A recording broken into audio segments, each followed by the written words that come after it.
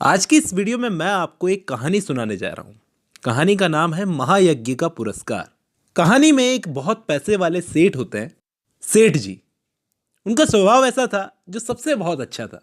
कोई साधु संत उनके दरवाजे पर आता तो निराश नहीं लौटता था। भर पेट उसको भोजन खिलाया जाता और खाना खाने के लिए तो उनके घर में किसी को मना नहीं थी। सबके लिए दरवाजे खुले थे कि कोई भी आए और खा के चला जाए। इसी के साथ सेठ ने बहुत सारे यज्ञ भी किए थे। न जाने कितना ही धन उन्होंने गरीबों में बांट दिया। लेकिन कहा जाता है ना, सब दिन होत न एक समान। आखिर दिन फिरे और सेठ जी को गरीबी का मुंह भी देखना पड़ा। अब हुआ कुछ ऐसा कि जो लोग उनके साथ रहा करते थे उन्होंने भी उनसे मुंह फेर लिया और एक समय तो नौबत ऐसी आ गई कि घर में खाने को दाने न थे। तो उस वक्त एक चलन था कि जो यज्ञ होता है उसके लिए पैसा मिल जाता था। यज्ञ वो जिसमें हवन किया जाता है। पैसों की बहुत तंगी थी तो एक दिन सेठानी ने सेठ से कहा कि अगर कुछ ना हो तो अपना यज्ञ ही बेच डालो। अब ये चीज सुनकर सेठ को थोड़ा दुख तो हुआ, लेकिन वो यज्ञ बेचने को इसलिए तैयार हो गए क्योंकि उनके पास काफी सारे यज्ञ थे। सेठ के घर से थोड़ी दूर कुंदनपुर नाम की एक जगह थी जिसमें एक बहुत बड़े सेठ रहते थे। लोग उन्हें धन्ना सेठ के नाम से जानते थे। कहा जाता था कि धन्ना सेठ की जो बीवी थी उनको दैवीय शक्तियां प्राप्त है, यानी वो प्रेजेंट और फ्यूचर, आज और कल का देख सकती थी। यानी कुछ दैवीय शक्तियां जिससे वो तीनों लोगों की बात जान सकती थी। पैसे की उनके पास कोई कमी नहीं थी। तो सेठ जी ने सोचा कि इन्हीं लोगों को अपना यज्ञ बेचना चाहिए। अगले दिन सुबह सेठ जी उठे और तड़के कुंदनपुर की तरफ चल दिए। सेठ जी ने सोचा सूरज निकलने से पहले जितना रास्ता तय कर लूं उतना ही अच्छा है। लेकिन आधा रास्ता पार करते करते धूप इतनी तेज हो गई कि चलने में बहुत तकलीफ होने लगी। पसीने से उनके पूरे कपड़े गीले हो गए और भूख भी सताने लगी थी।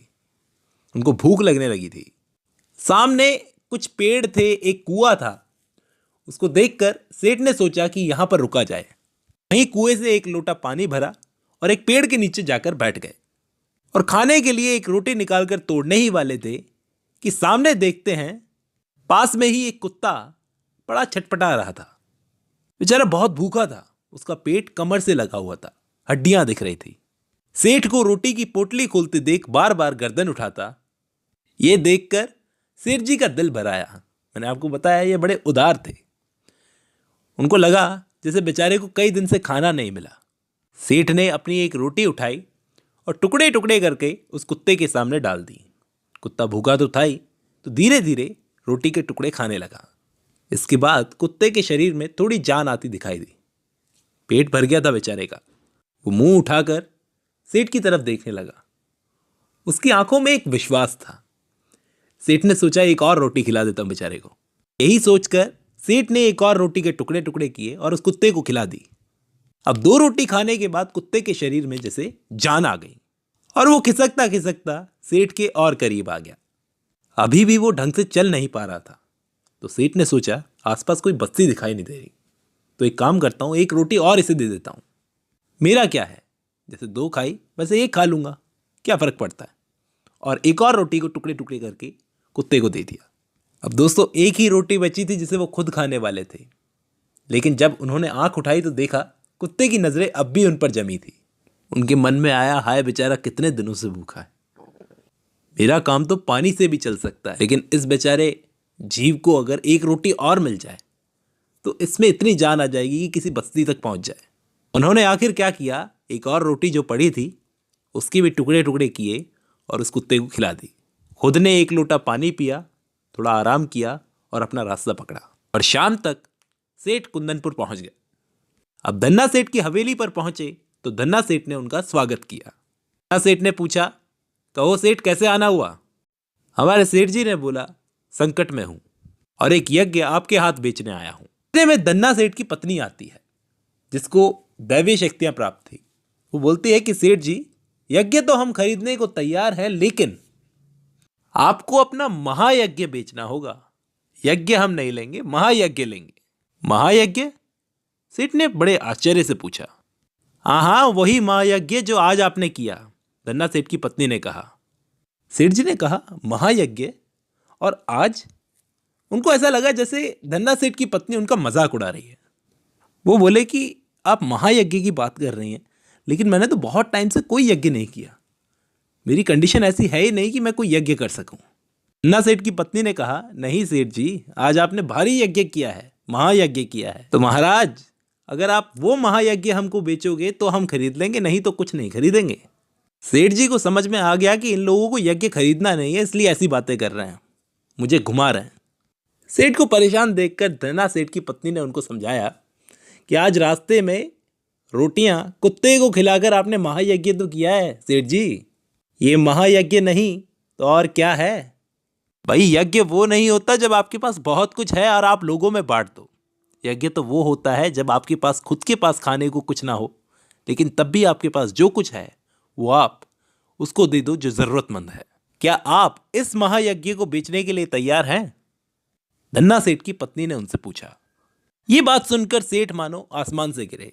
वो बोले, भूखे को अन्न देना तो सभी का कर्तव्य है, इसमें मैंने ऐसा क्या कर दिया। सेठ जी ने धन्ना सेठ की सेठानी का कोई जवाब नहीं दिया, अपनी पोटली उठाई और चुपचाप हवेली से बाहर चले गए।